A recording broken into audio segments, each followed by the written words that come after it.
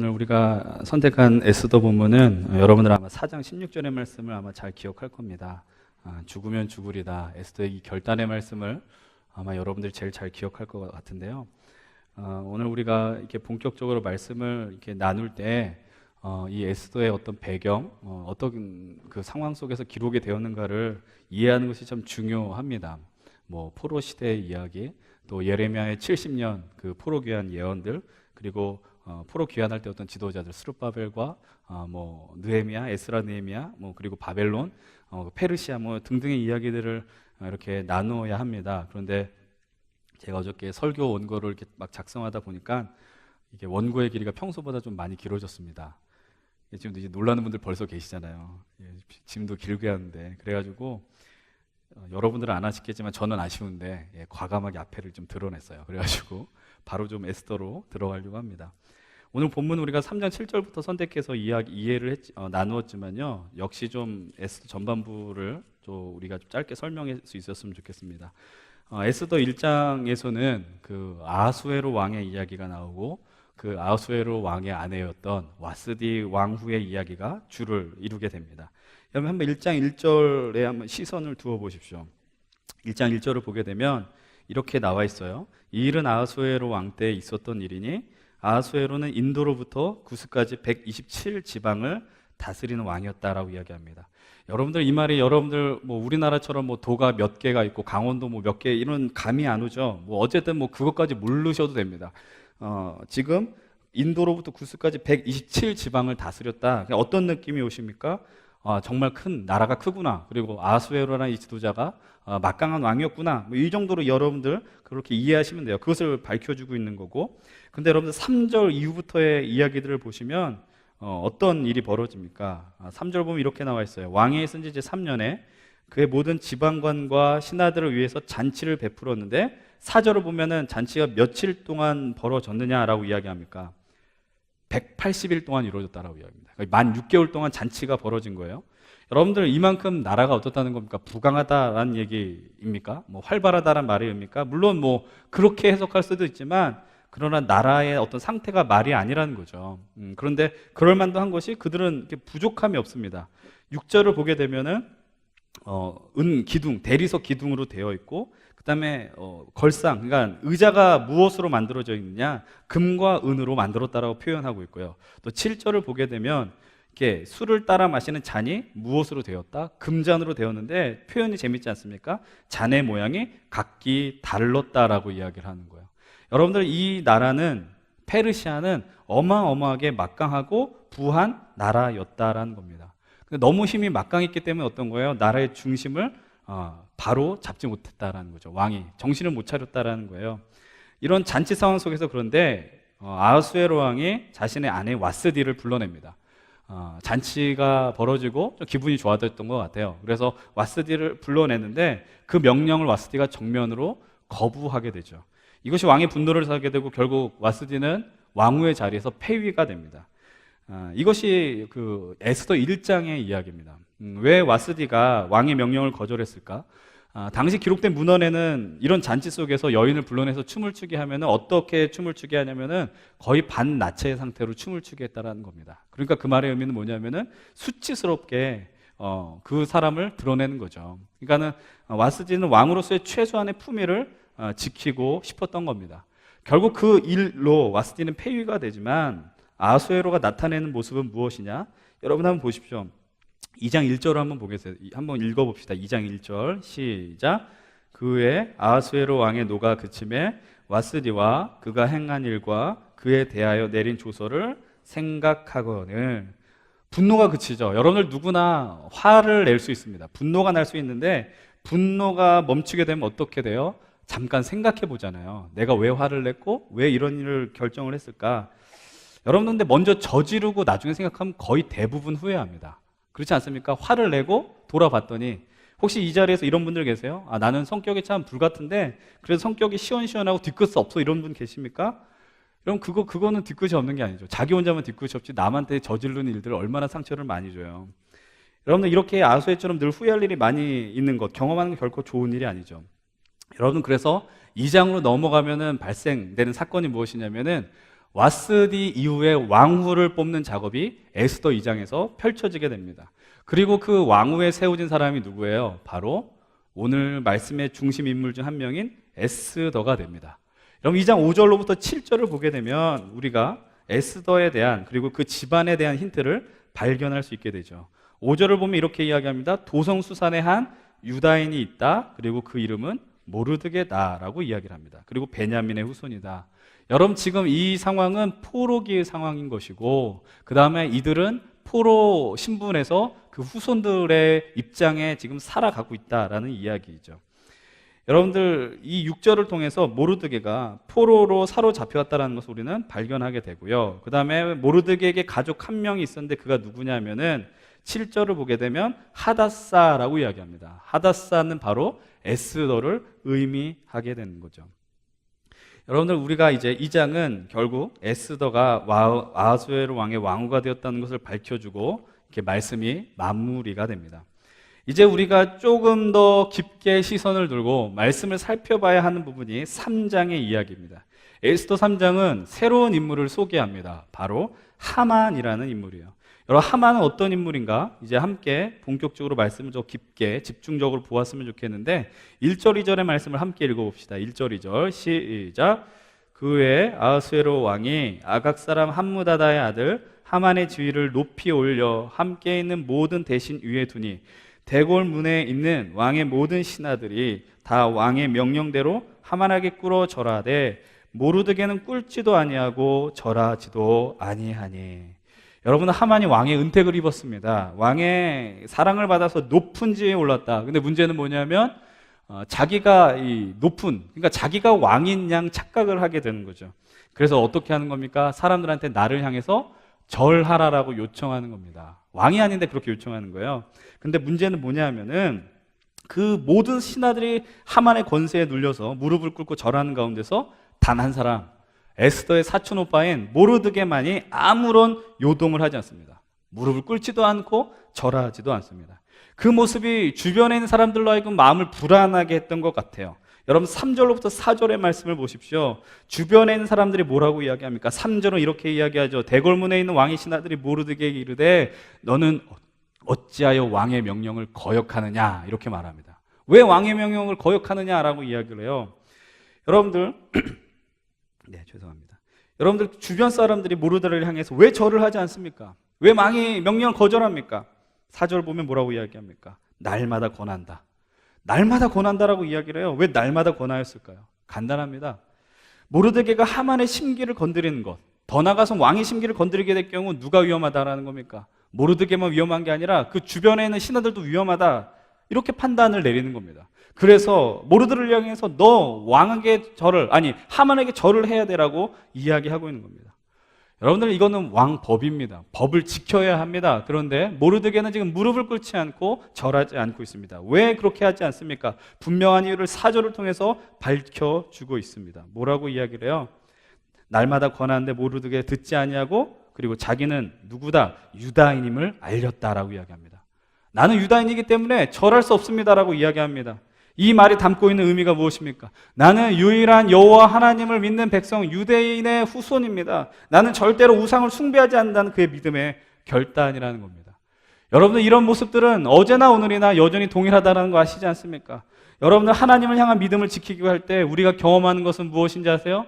강력한 세상으로부터 오는 압박이라는 겁니다. 왜냐하면은 세상의 흐름과 우리 믿음의 걸음, 하나님의 인도함은 늘 반대로 가기 때문입니다. 여러분 기억하십시오. 이런 경우는 아무나 하는 게 아닙니다. 나의 믿음을 지키려고 할 그때, 내가 그런 결단을 할 때, 여러분 제가 하는 말이 여러분들의 삶 속에서 바깥에 나가서 사람들과 일부러 불편한 긴장관계를 가지라 이런 이야기를 하는 것이 아닙니다. 여러분 세상에 나가서 사람들 일부러 괴롭히라라고 이야기하는 것이 아닙니다. 우리는 그저 우리의 믿음을 붙들 뿐이죠. 우리가 주님을 바라볼 뿐입니다. 그러나 그때 반드시 그런 모습을 마땅치 않게 여기는 자들은 자연스럽게 존재한다라는 거예요. 오늘도 보십시오. 모르드게의 이 믿음의 결단이 다른 사람에게 불편하게 여겨진 이유가 뭐라 그랬어요? 여러분들 간단하다고 얘기했어요. 본인들도 하만에게 절하는 게 좋았을까요? 정말 더럽고 치사하지 않았겠습니까? 지가 뭔데 왕처럼 행동하냐 이러지 않았겠습니까? 그런데 여러분들 용기가 없기 때문이에요. 나는 그렇게 못하기 때문이에요. 그래서 용기를 갖고 살아가는 사람들 향해서 말하는 게 무엇입니까? 내가 못하니까 너라도 해달라고 요청하는 게 아닙니다. 너도 이 악의 자리에 동참하자라고 이야기하는 거예요. 사람들은 그렇게 살아요. 사람들은 대부분 그렇게 요청하는 거예요. 나도 비겁한데 너도 함께 비겁했으면 좋겠어라고 지금 이야기하고 있는 겁니다. 어쨌든 그들은 모르드게의 모습을 하만에게 고발합니다. 하만이 그 모습을 보고 무척 분노하였다고 5절은 기록을 하죠. 그리고 하만이 내리는 결단이 무엇입니까? 여러분 함께 6절의 말씀을 함께 읽어봅니다. 6절, 3장 6절 시작. 그들이 모르드게의 민족을 하만에게 알림으로 하만이 모르드게만 죽이는 것이 부족하다고 생각하고 아하수에로의 온 나라에 있는 유다인 곧 모르드게의 민족을 다 멸하고자 하더라. 사람들은 그가 절하지 않는 이유가 유다인이기 때문입니다 라고 고발합니다. 다시 한번 반복하지만 악합니다. 우리가 옳다고 판단하는 그런 일들, 아니 우리가 우리의 옳고 그름의 기준이 아니라 하나님의 말씀을 따라 주님이 내 삶의 기준이 되어 우리가 살려고 할 때 오늘 여전히 우리 주변에 존재하는 것은 무엇이냐면 우리의 결심을 무너뜨리려고 하는 세력들은 있다라는 겁니다. 눈을 뜨고 바라보고 있는 거예요. 여러분 베드로전서 5장 8절의 말씀 기억하지 않습니까? 근신하고 깨어 있어라 대적 마귀가 우는 사자와 같이 우리를 향해서 입을 벌리고 삼킬 자를 찾는다라고 기록하고 있어요. 여러분들 마귀의 공격 대상은 누군지 아세요? 한량들이 아니에요. 믿음과 상관없는 사람들이 공격 대상이 아니에요. 오히려 그 믿음을 붙들려고 하는 사람들이라는 사실을 기억하십시오. 그래서 하나님의 말씀 앞에 더 헌신하려고 하는 자들, 예배하려고 하는 자들, 열정을 갖고 살아가는 자들의 마음을 낙심하게 하려고 하고요. 또 우리가 예배마다 결단하는 그 마음을 늘 무너뜨리게 하고 소용이 없는 것이다라고 깨닫게 하려는 것이 그 악의 세력의 시도라는 사실입니다. 여러분들 오늘도 우리는 늘 긴장하면서 살아가셔야 됩니다. 여러분들이 이 예배 자리에 있다고 해서 나는 괜찮아, 나는 안심해라고 이야기할 수 없다는 것이죠. 여러분 그렇기 때문에 여러분 믿음의 눈을 더 열어서 더 긴장함으로 하나님의 역사하심, 이 땅의 일하심을 바라볼 수 있어야 된다는 겁니다. 이들의 고발로 하만이 내리는 결정이 무엇이냐? 바로 이것이죠. 모르드게 한 사람만 죽이는 것이 아니라 모르드게 그 민족인 유다 백성을 다 죽이겠다라는 겁니다. 여러분들 이것은 그냥 악인 한 사람의 마음이 아닙니다. 그냥 마음 어떤 구석에서 혼자 기분이 나빠서 하는 사람의 이야기가 아닙니다. 이 사람은 당시 페르시아의 가장 막강한 권력 중심에 있던 사람이었습니다. 본문 7절을 한번 보십시오. 여러분 7절은 어떤 내용이 나옵니까? 함께 우리 본문이었죠. 7절의 말씀 함께 읽어봅니다. 시작. 아하수에로 왕 제12년 첫째 달 곧 니산월에 무리가 하만 앞에서 날과 달에 대하여 불을 곧 제비를 뽑아 12째 달 곧 아다로를 얻은지라. 지금 하만이 제비를 뽑아요. 그리고 날짜를 하나 정합니다. 이 날짜가 무엇인지 아십니까? 그것은 바로 유다인의 멸망의 날, 파멸의 날을 뽑는 것입니다. 그런데 이 날짜에 이런 엄청난 일이 이루어지기 위해서 필요한 것이 뭔지 아세요? 그것은 바로 페르시아의 가장 권력자인 아하수에로 왕의 허락이 떨어져야 하는 것입니다.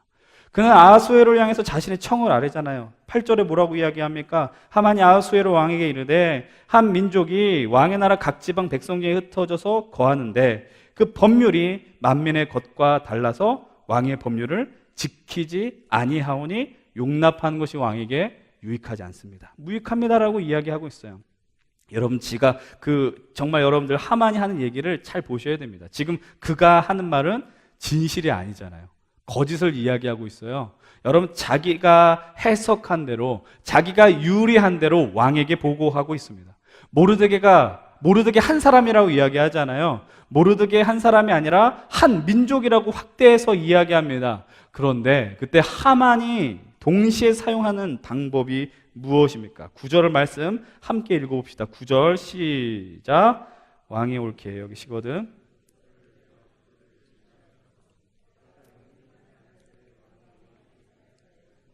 왕의 금고에 드리리다 하니.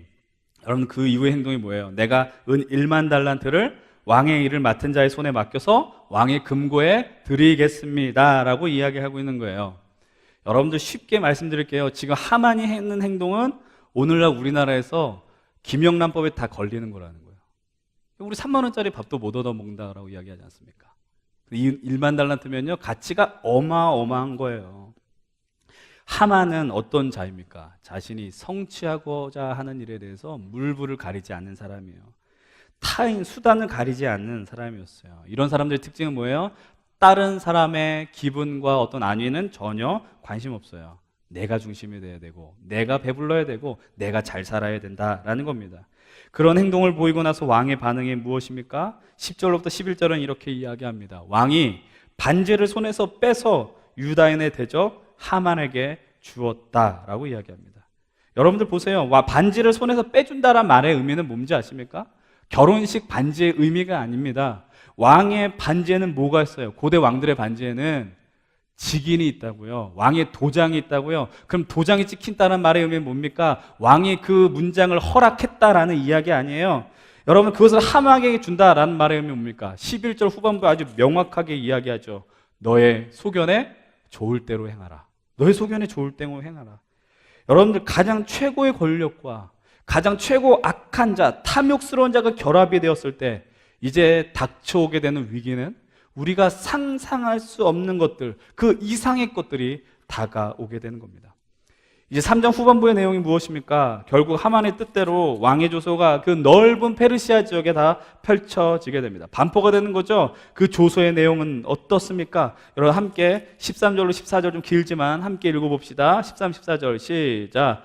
이에 그 조서를 욕조에게 맡겨 왕의 각 지방에 보내니 12째 달 곧 아달월 13일 하루 동안에 모든 유다인을 젊은이, 늙은이, 어린이, 여인들을 막론하고 죽이고 도륙하고 진멸하고 또 그 재산을 탈취하라 하였고, 이 명령을 각 지방에 전하기 위하여 조서의 초본을 모든 민족에게 선포하여 그날을 위하여 준비하게 하라. 여러분, 무섭지 않아요? 남녀노소 가리지 말고 다 죽여라 라고 이야기해요. 그들의 재산까지 다 탈취하라 라고 이야기해요. 그리고 마지막에 무서운 문장이 나와요. 그 날을 기억하면서 준비하게 하라라고 요청하고 있어요. 이것은 하만과 모르드게 1대1의 싸움이 아니에요. 여러분들, 하만과 유다민족 이런 구도로 끌고 가는 것도 아니에요. 당시 세계 최고의 패권을 차지했던, 그리고 식민지를 다스렸던 페르시아 사람들과 피식민, 식민 지배를 당했던 유다민족들과 대립하는 구도로 지금 하만이 이끌어가고 있는 것입니다. 상식적으로 생각해 보십시오. 지배층이 많겠습니까? 지배 당한 사람들이 많겠습니까? 여러분, 당연히 페르시아 사람들이 훨씬 많았겠죠. 그리고 뭐라고 이야기해요? 그들의 재산도 탈취해도 좋다라고 이야기합니다. 당시 신분이 포로였지만 그래도 자유롭게 경제 활동도 할 수 있는 자들이었어요. 그런데 여러분들, 유대인들은 예나 지금이나 어떤 곳에서 가든지 경제적인 활동은 탁월하게 해내거든요. 그러니까 그들에게 유다인들은 어떤 민족이에요? 그래도 재산이 있었던 민족이라는 거예요. 그 안에 다양한 민족들이 섞여서 사는데 이런 명령이 내려졌다? 구미가 당기는 이야기 아니겠습니까? 야, 저 유대인들을 죽이면 쟤네들의 재산이 우리 것이 되는구나. 여러분, 지금까지 제가 한 이야기의 모든 이 현실을 15절의 말씀을 통해서 아주 강렬하게 표현해 주고 있습니다. 우리 함께 15절의 말씀을 함께 좀 읽어보겠습니다. 15절 시작.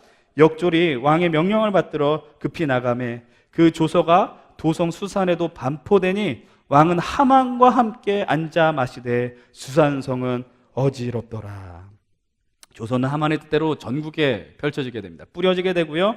왕궁에서는 그런 일은 있는지 없는지 모를 정도로 그냥 아수에로와 하만이 함께 술잔을 기울이며 즐거워하고 있습니다. 그러나 성경은 분명하게 기록하고 있습니다. 수산성은 어지럽더라. 수산성은 어지럽더라라고 이야기하고 있습니다. 여러분, 어찌되었든 한 나라의 지도자들이 나라가 어려운 가운데 자기의 권력에 도취하여서 이렇게 술잔을 기울이는 장면은 결코 건강한 모습도 아니고요, 정확하게 말하면 엄청나게 타락하고 사악한 모습이라는 것을 우리는 발견할 수 있게 됩니다. 그런 가운데 에스더 4장이 밝혀주는 내용이 무엇입니까? 에스더 4장은 이런 이야기가 나옵니다. 어떻게 보면 이 모든 사건의 원인을 제공했던 모르드게가 등장하게 됩니다. 여러분, 1절의 말씀을 보십시다. 4장 1절의 말씀 함께 읽어봅니다. 시작. 모르드게가 이 모든 일을 알고 자기 옷을 찢고 굵은 베옷을 입고 죄를 뒤집어 쓰고 성중에 나가서 대성통곡하며. 여러분들, 모르드게가 모든 것을 알았다라고 이야기합니다. 모든 것은 무엇입니까? 이제 몇 달이 지나면 우리 민족은 죽게 된다라는 것이죠. 그래서 자기 옷을 찢고 굵은 베옷을 입고 죄를 뒤집어 가서 성중에 나가 대성통곡했다라고 기록하고 있습니다. 왜 모르드게는 이런 액션을 취했을까요? 간단하게 말하면 이것입니다. 지금 유다인들에게 놓여진 이 현실이 부당하다라는 것을 이 페르시아 사람들에게 고발하고 있는 것이죠. 그 당시에 가장 사람들이 많이 오고 가는 곳이 어디였겠습니까? 대궐문 아니었겠습니까? 여러분, 당시 법상으로는 베옷을 입은 자는 대궐 안으로 들어갈 수 없습니다. 그렇기 때문에 모르드게는 그곳에서 통곡할 수밖에 없었고요. 그 모르드게의 통곡의 모습을 발견한 같은 유다인들이 그 모습을 보면서 함께 그 통곡의 자리에 동참하게 되었습니다. 이제 11개월 이후에 자신들의 목숨은, 아니 정확하게 말하면 한 민족이 몰살될 수 있는 위기에 놓여졌기 때문에 그들은 더 탄식하고 통곡할 수밖에 없었습니다. 여러분들, 그런데 이 모습이 누구에게까지 들리게 됩니까? 바로 왕궁에 있는 자기의 사촌 동생인 에스더에게 들리게 됩니다. 에스더는 자신의 사랑하는 가족인 유일한 피부치였던 모르드게의 모습이 너무나도 마음이 안타까워서 자신의 내시와 시녀들을 통해서 새로운 옷을 보내고 모르드게에게 입히도록 합니다. 그러나 모르드게는 그 호의를 거절합니다. 베옷을 벗지 않겠다라고 이야기합니다.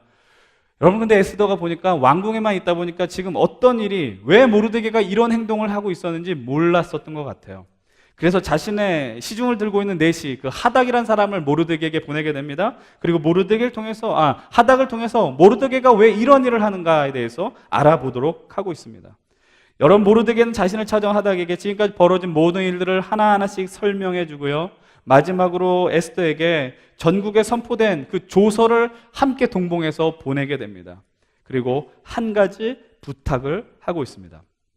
8절의 말씀입니다. 8절 후반부에 또 그에게 부탁하여 왕에게 나아가서 그 앞에서 자기 민족을 위하여 간절히 구하라.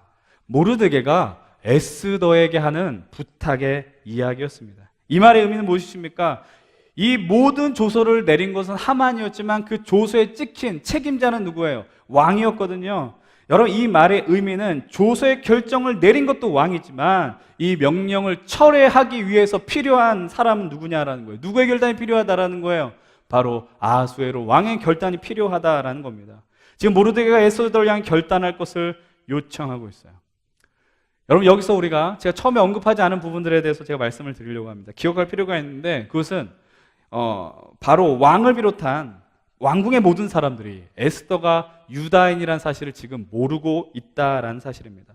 그 이유는 와스티가 폐위된 다음에 새로운 왕으로 간택할 때 모르드게가 네가 유다인이라는 것을 밝히지 말라고 이야기했기 때문이죠. 여러분, 차라리 유다인이라는 걸 밝혔다면 왕이 좀 주저하지 않았겠습니까? 에스더가 유다인이었더라면 하만이 그렇게 쉽게 유다인을 몰살을 시킬 것을 그런 결정을 하지 않았을지도 모릅니다. 근데 지금 모든 물은 엎질러진 상태예요. 모르드게의 요청을 들은 에스더의 반응은 어떻습니까? 11절 이렇게 나옵니다. 11절 한 목소리 읽어보겠습니다. 시작. 왕의 신하들과 왕의 각 지방 백성이 다 알거니와 남녀를 막론하고 부름을 받지 아니하고 안뜰에 들어가서 왕에게 나가면 오직 죽이는 법이요 왕이 그자에게 금규를 내밀어야 살 것이라. 이제 내가 부름을 입어 왕에게 나가지 못한 지가 이미 30일이라 하라 하니라. 여러분, 이 말의 의미가 뭔지 아십니까? 여러분들, 함부로 왕 앞에 나갔다가는, 그게 설령 왕후일지라도 함부로 나갔다가는 왕이 기분이 좋지 않아서 너 왜 여기 왔어? 이런 순간에 죽음을 맛본다라는 이야기예요.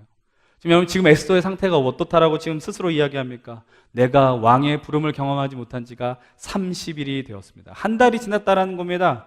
아하수에로의 성품을 한번 보세요. 쾌락을 좋아하는 사람이에요. 즐기는 걸 좋아하는 사람이에요. 여러분들, 그런데 그 말의 의미는 무엇인지 아세요? 이제 왕후를 만나고 근데 조금씩 에스더에 대한 어떤 마음들이 식어가고 있더라라는 것이죠. 그리고 다른 곳에서 자신의 어떤 쾌락과 욕망을 채웠는지도 모른다라는 겁니다. 쉽게 말씀드리면 에스더는 조금씩 왕의 기억에 잊혀졌을지 모릅니다.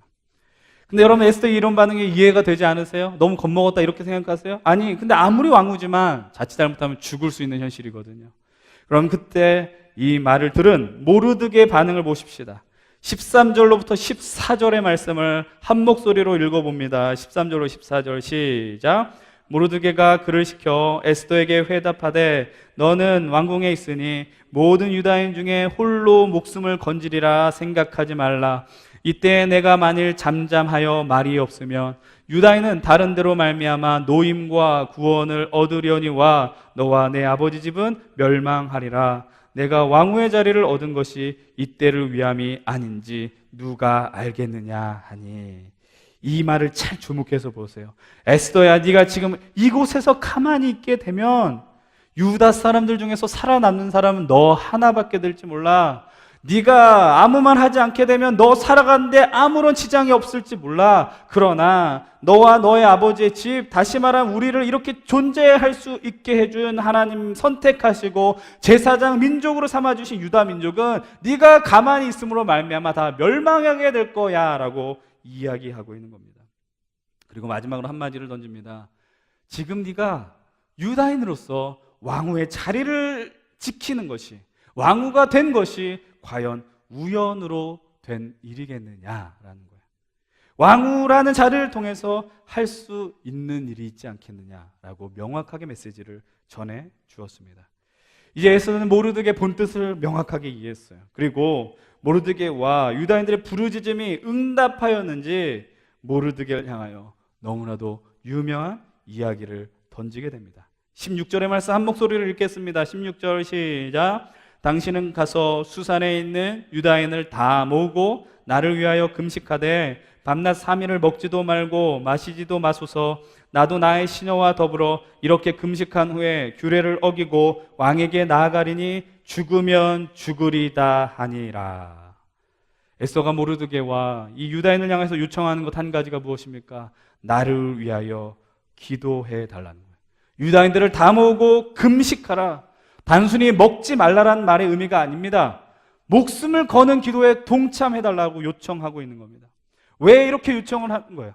에스더 스스로가 특별하기 때문입니까? 아니죠. 에스더가 지금 눈앞에 놓여있는 일은 너무나도 막중한 일이기 때문입니다.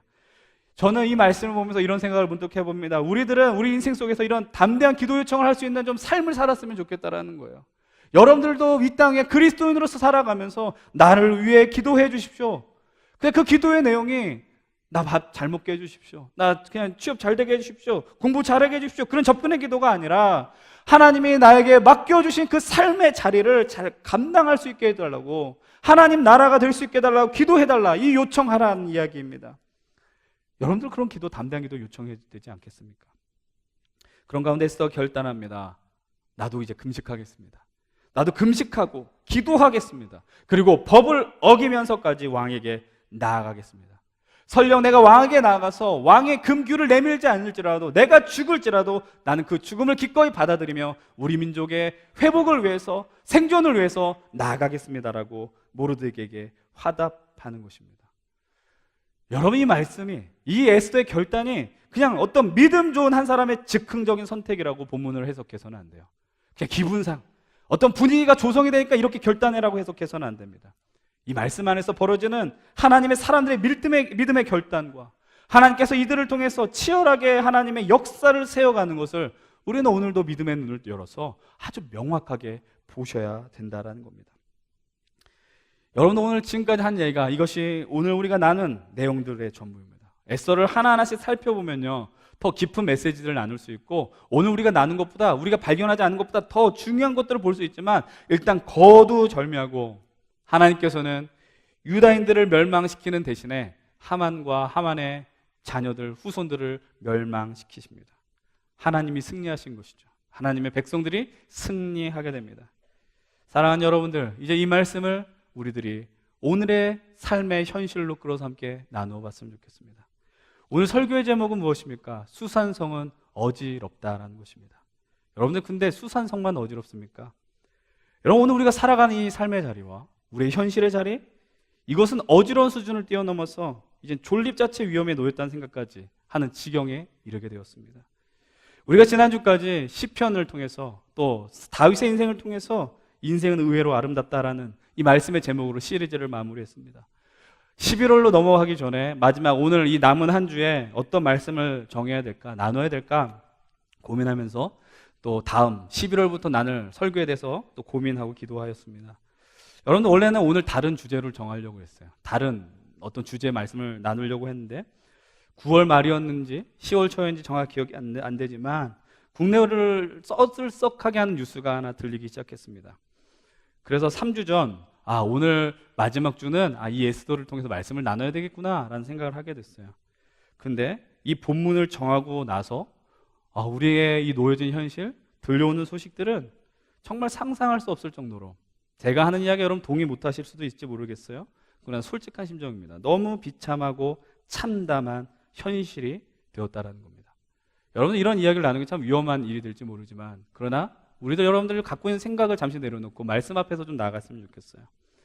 여러분, 처음에 나누려고 했던 이야기는 바로 이런 것이었습니다. 신촌에서 벌어진 한 여학교의 이야기였어요. 사실은 처음에는 그곳에서 벌어졌던 문제들, 많은 재학생들과 교수들이 일어났고, 그런 모습을 보면서 어떤 특정한 사람, 특정한 어떤 사건에 대한 분석보다는 그냥 우리들이 이 땅에 살면서 그리스도인으로서 이 땅의 악한 권세 권력 앞에서 취해야 될 태도가 무엇인가, 그걸 잠깐 이야기하고 싶었어요. 그건 오늘 동일하게 나누어질 유효한 메시지이기도 합니다. 여러분, 그 신촌에 있는 여학교가 어떤 학교입니까?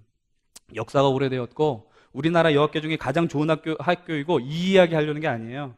그 학교는 지금으로부터 약 130년 전에 이 땅에 아무런 소망도 없고 어둠이 있었던 그 땅에 그리스도의 복음과 근대 교육을 통해서 이 여성들을 일깨우겠다는 일념으로 미국 북감리교에서 파송한 스크랜튼 선교사의 분이 세운 학교가 바로 그 여학교였다라는 것입니다.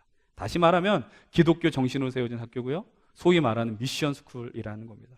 그 학교는 지금도 여전히 체프를 매주 드립니다. 그리고 잘은 모르겠지만 학교 내 주요 보직을 감당하려면 아마 적어도 내가 그 사람이 그리스도인인지 모르겠지만 세례 증명서와 같은 내가 그리스도인을 증명해야 되는 공적 증명서는 제출해야지 가능할 것입니다. 그 말의 의미는 무엇이냐면은 이번 그 학교에서 입학 관련, 성적 관련 주체로 거론된 많은 사람들이 그리스도인일 수밖에 없었다라는 거예요. 아마 이번 일을 계기를 통해서 한국 교회는 다시 한번 또 이미지가 떨어질 것 같다라는 예상이 됩니다. 더 떨어질 게 있을까 이렇게 생각했지만 더 떨어질 것 같아요. 어제는 봤더니 요즘 가장 많이 언급되는, 하필 성도 최 씨여가지고 기분이 별로 안 좋은데, 그분이 개종을 해가지고 교회를 다녔대요. 그래서 개종을 해도 기독교로 개종했을까? 그게 중요한 건 아니고, 이 사건 앞에서 한국 교회가 그리스도인들이 어떤 태도로 서 있어야 되느냐, 여러분 이건 정말 중요합니다. 여러분들 지금 이 땅에서 어떤 태도로 있어야 되느냐에 따라서 이 복음의 문이 여전히 닫히게 될까 열리게 될까, 이 기로에 놓여져 있다는 겁니다. 이곳에 계신 특별히 우리 이 시대를 살아가고 앞으로 살아갈 날이 많은 우리 청년분들에게 더 얘기하고 싶은 것들이 있죠. 여러분, 그리스도인이 된다는 것은 교회를 출석하는 것으로 끝나는 것이 아님을 기억하십시오. 주일날에 나와서 내가 교회를 다녀, 그건 그리스도인이 아닙니다. 그분의 말씀, 그분의 가르침, 내가 예수 그리스도의 구원을 얻었고 그분의 십자가를 통해 내가 새 인생이 되었고 부활을 통해 소망을 갖게 되었다, 그분의 믿음의 시선을 가지고 이 땅을 살아가는 것이 그리스도인이라는 것이죠. 여러분, 그런데 그렇게 살게 될 때에 오늘 반드시 경험하는 것은 모르드게와 같은 경험입니다. 너는 그냥 그런 대로 살지 왜 튀려고 하느냐라는 겁니다. 그냥 눈 한 번 감고 그냥 관습대로 관례대로 하면 될 것을 너는 왜 이렇게 고고한 척 그렇게 살려고 하느냐라는 끊임없는 비웃음을 우리들은 듣게 될 것입니다. 성경이 계속해서 그런데 우리를 향해서 요청하는 것이 뭐예요? 너희들은 세상에 속하여 살아가는 자들이지만 세상의 흐름에는 따라가지 말라라고 이야기합니다. 그러면서도 너희들은 세상은 사랑하라라고 말씀합니다. 이 말의 의미를 잘 구분하셔야 되죠. 세상에 속하지 말라는 말과 세상을 사랑한다는 말, 우리들은 세상을 사랑해야 되죠. 그래서 그들이 하나님의 나라와 하나님의 통치 안에 들어올 수 있도록 우리들이 나아가야 되는 것입니다. 그러나 이 세상의 악한 사고와 흐름과 가치관들의 그 악의 움직임에 동참하고자 하는 요청들은 과감하게 거절할 수 있어야 됩니다. 근데 거절하지 못하는 이유는 뭡니까? 그렇게 하면은 성공하지 못하기 때문이죠. 기억하십시오. 지금 이 청년의 때에 우리가 훈련해야 하는 것 간단하게 말씀드릴게요. 이때 잠시 내가 편하려고, 우리의 삶이 적어도 여러분들 적어도 50년, 60년의 삶이 남았다라고 계산할 때 나를 속이고 세상을 속이고 그리스도인으로서 감당하지 말아야 될 일을 선택하게 될 때 우리는 평생토록 민망하고 부끄럽고 너무나도 연약한 삶을 살 수밖에 없다라는 것이죠. 그래서 여러분을 향해서 오늘 요청하는 것이 있습니다. 그것은 바로 홀로 살아남으려고 하지 말라는 것이죠. 여러분들 이 말을 더 분명하게 이해할 수 있게 말씀드립니다. 내가 혼자만 살겠다고, 혼자만 편하게 살겠다고 그러지 말라는 것이죠. 내가 혼자 살기 때문에 내가 혼자 살기 위해서 이 믿음을 이용하지 말라는 겁니다. 하나님의 말씀을 이용하지 말라는 것이죠. 모르드게가 에스더를 향해 한 말을 잘 기억하십시오. 네가 홀로 살겠다고 결단하면 넌 살아남을지도 모른다. 그러나 남들은 다 죽게 된다. 우리가 살면서 그런 사람들 많이 보게 되고 그런 이야기들을 많이 듣게 됩니다. 지금 내가 너무 바쁘고 신경 쓸 겨를이 없어서 세상 일에 너무 바빠서 내가 주님 앞에 나갈 여력이 없습니다. 기도할 시간이 없습니다. 말씀 볼 시간이 없습니다. 내가 세상 모든 일에 관심을 쏟을 시간도 없습니다. 나 지금 준비해야 될 것이 있어요. 내가 지금 취업 준비도 해야 되고 내가 나갈 부분들이 있고 내 결혼 준비도 해야 되고 그렇기 때문에 세상에 벌어지는 거 그래 복잡한 것 같은 소식이 들리지만 나의 현실과는 상관이 없습니다. 여러분 물론 그럴 수 있습니다. 세상에서 일어난 수만 가지 일이 우리와 다 연결될 수 없습니다. 그런 일에 다 관심을 쏟고 우리들이 우리의 에너지를 다 소비할 수도 없는 노릇입니다. 그러나 우리가 이 땅에서 예수 그리스도를 믿고 그분의 가르침과 말씀을 따라 살기로 결단한 인생들이라면 진심으로 여러분들이 그런 삶을 살기를 원하신다면 오늘 우리가 살아가는 현실 속에서 오늘 우리가 존재하는 이 현실 속에서 우리가 어떠한 생각과 어떠한 태도와 마음을 가져야 하는지 기도하시고 생각하시고 고민해야 한다는 것이죠. 내 현실에 몰두해서 그냥 세상과 타협하고 살면 우리는 오늘 말씀처럼 홀로 목숨을 건져 살아갈지 모릅니다. 그러나 우리의 이 어중간한 태도와 생각들은 세상을 향한 복음의 전파의 문을 막게 할 것이고요. 답답한 현실 속에서 우리는 스스로 고립이 되어서 아무도 우리를 쳐다보지 않게 되는 상황에 놓여 있을지 모릅니다. 근데 설령 여러분들이 그런 삶을 살면서 성공하고 잘 풀려서 주님 앞에 감사합니다. 감사헌금을 많이 드리는 것이 복된 일입니까? 그것은 감사를 아주 값싸구려로 만들어버리는 행태라는 사실이에요. 그렇기 때문에 우리들이 해야 되는 일은 무엇입니까? 기도해야 하는 것이죠. 지금 여러분들이 어떤 입장에 있든 어떤 형편에 있든 어떤 생각에 있든 우리는 우리의 현실을 놓고 반드시 기도해야 합니다. 그때 경험하는 게 뭐예요? 이 동역자들이 생기는 거죠. 여러분들 그때 함께하는 사람이 있습니다. 그때 이곳에서 여러분들의 어떤 정치적 성향과 마음들이 이 현실을 바라보는 것에 장애가 되어서는 안 됩니다. 그것이 중요한 게 아니에요. 나의 정치적 성향이 중요한 게 아니라 내가 그리스도인으로서 이 현실을 어떻게 보느냐. 여러분 예수를 믿고 따라가 살아간다는 것은 이 땅의 가치를 훨씬 더 상회하는 가치라는 사실입니다. 여러분 이 현실 속에서 우리가 외쳐야 돼요. 주님, 이 나라를 불쌍히 여겨주십시오. 그렇게 외칠 수 있어야 됩니다. 이제 말씀을 마치려고 합니다. 수산성은 어지럽더라. 오늘 우리는 너무 어지럽습니다. 그러나 오늘의 현실 속에서 우리가 놓치지 말아야 하는 것이 있습니다. 그것은 바로 이 역사와 현실을 이끌어 가시는 분은 그리고 이 역사의 주인은 우리 하나님이란 사실이죠. 여러분 에스더 본문을 보게 되면서 유대인들 위기가 반전된 사건이 하나 있습니다. 2장 후반부를 보면 아하수에로 왕을 암살하려는 음모가 있습니다. 그런데 그때 그 사실을 발견하고 고발해서 그 사건이 진행되지 못하게 한 사람이 바로 모르드게였습니다. 그때 모르드게에게 어떤 상이 주어지지 않았지만 그러나 2장 23절은 이렇게 이야기합니다. 그 일을 왕 앞에서 궁중 일기에 기록했다. 그리고 이 내용이 다시 등장하는 장면이 어딘지 아십니까? 6장입니다. 우리 6장으로 한번 가보십시다. 6장 1절 함께 읽어봅시다. 6장 1절 시작. 그날 밤에 왕이 잠이 오지 아니하므로 명령하여 역대일기를 가져다가 자기 앞에서 읽히던 2절까지 보십시다. 그 속에 기록하기를 문을 지키던 왕의 두넷이 빅다나와 데레스가 아하수에로 왕을 암살하려는 음모를 모르드게가 고발하였다 하는지라. 그날 밤에 왕이 잠이 안 와서 역대일기를 가져오게 했습니다. 자기 앞에서 읽히게 했습니다. 근데 하필 그 내용이 무엇입니까?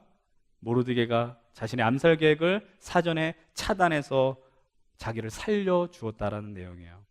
그리고 이 글을 처음 들은 왕은 모르드게를 향해서 자기 신하를 향해서 모르드게에게 상이나 관직을 베푼 것이 있느냐라고 반문하게 됩니다.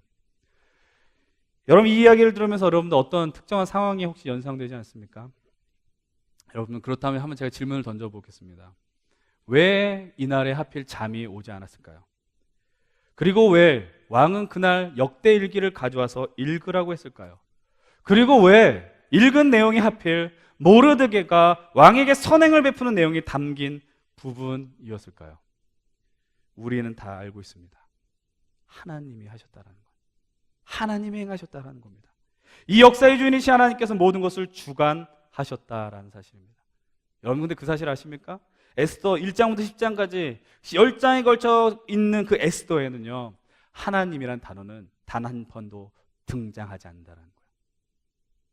에스더의 안에 하나님이라는 단어는 한 차례도 등장하지 않습니다. 그런데 여러분, 성경 안에서 하나님이란 단어가 등장하지 않으면 이 본문에 하나님의 역사와 상관이 없는 것일까요? 오늘 우리가 살아가는 이 현실 속에서 말씀을 인용하지 않고 그저 교회와 상관없는 일들이면 그것은 하나님의 역사와 상관없는 일일까요? 기억하십시오. 다시 한번 말씀을 드립니다. 이 나라는 어떤 특정한 사람의 것이 아닙니다. 이 세상은 하나님의 것입니다. 이 땅의 주인은 오직 유일한 하나님의 것입니다. 그리고 오늘 우리가 살아가는 이 현실 속에서, 역사 흐름 속에서 여전히 우리 하나님은 역사의 주인이 되어 가시고 주관자가 되어 가신다라는 사실을 우리는 놓쳐서는 안 됩니다. 그러나 하나님께서 이 역사의 흐름과 이 자리 안에 우리를 보내셨다라는 사실도 여러분들 기억하셔야 합니다. 지금 이곳에 저를 비롯한 대부분의 청년들은 민주화 세대의 사람들이 아니에요. 민주화 세대의 사람이 아니에요. 그냥 민주주의가 세워진 그런 나라, 개인의 자유가 보장되었던 시대를 살았던 사람들입니다. 근데 개인적으로 몇 주간 경험하였던 일들, 이게 21세기인가? 라는 질문을 던지게 됩니다. 그러나 여러분들, 그런 현실을 마주하면서 우리가 그저 좌절하고 낭망할 것이 아닙니다. 왜 하나님께서 나를, 그리고 우리 한국교회를 이 역사의 현장과 맞닥뜨리게 하셨는지 여러분들, 저는 생각하게 되었습니다. 이 시대를 살아가는 그리스도인들로서 여러분들 기억하십시오. 모르드게가 에스더를 향하여 외치는 소리는 여전히 살아있다는 것입니다. 우리가 이 땅에 그리스도인으로서 어떤 태도를 가져야 되는지, 하나님께서 왜 우리를 오늘의 현실로 내모는 이유가 무엇인지 기억하십시오. 수산성은 어지러웠지만 수산성에서 홀로 살아남지 말라고 외쳤었던 모르드게가 존재했고, 또 나 죽으면 죽으리라는 결단으로 왕 앞에 나갔던 에스더가 있었다라는 사실을 기억하십시오. 그리고 그런 모르드게와 에스더를 통해 이 역사를 이끌어 가시고 세워 가시는 하나님이 오늘도 동일하게 모르드게와 에스더와 같은 인생들을 오늘 이 자리로 부르시고 사용하고 계시다라는 걸 기억하십시오. 오늘 여러분 집에 가셔서 에스더 말씀 한번 다 읽어보십시오. 묵상하시고 기도하시기 바랍니다. 마지막으로 제가 부탁드립니다. 이 말씀은 정치적 성향의 표현이라고 해석하지 않길 바랍니다. 오늘 우리가 살아갈 시대를 놓고 우리가 해야 될 일은 명확합니다. 하나님 앞에 부르짖는 것이죠. 이 시간 함께 우리가 좀 간구할 수 있었으면 좋겠습니다. 이 시간에 함께 먼저 우리가 살아가는 이 현실을 잠시 한번 생각해 보십시다. 그리고 우리가 이 시대 속에 왜 이렇게 살아가야 되는지 여러분 한번 생각해 보십시다. 우리가 어떤 마음을 품고 살아가야 하는지, 혹시 나 혼자 살면 되겠구나 이런 관점으로 너무 편하게 있지 않습니까? 여러분들, 하나님 앞에, 하나님, 우리가 살아간 이 현실을 긍휼히 여겨주십시오. 우리가 살아간 이곳이 하나님의 공의와 은혜가 다시 회복되는 자리가 되게 해주십시오. 여러분들, 우리가 살아간 이 땅을 놓고 함께 통성으로 기도합시다. 기도하겠습니다. 아버지 하나님, 감사합니다. 하나님, 이 현실